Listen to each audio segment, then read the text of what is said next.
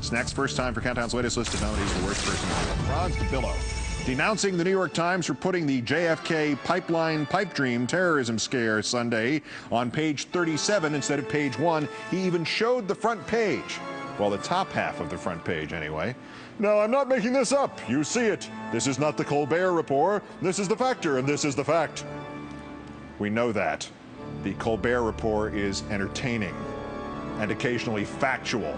See, the Times put a paragraph-long headline about the so-called JFK plot on its front page, and in the main story about it on page 37, where, as you heard aviation expert Mike Boyd point out here last night, is probably where it belonged.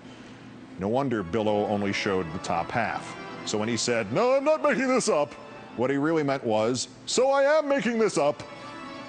The runner-up tonight, Vice President Cheney. Speaking of making it up, he's still doing it. Addressing 100 Wyoming high school students over the weekend, he again lied about an Iraq al-Qaeda link, again citing Abu Musab al-Zarqawi, ignoring last year's conclusions of the Senate Intelligence Committee and its then chairman, Pat Roberts, the Republican, that Saddam Hussein wanted to and tried to capture Zarqawi.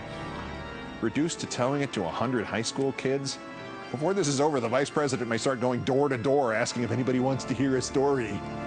But our winner, Glenn Beck of CNN and ABC, questioning what caused Elizabeth Harper to marry Republican Congressman Dennis Kucinich nearly 2 years ago. Quoting Beck, "I'm wondering if it's some sort of, you know, what's that date rape drug?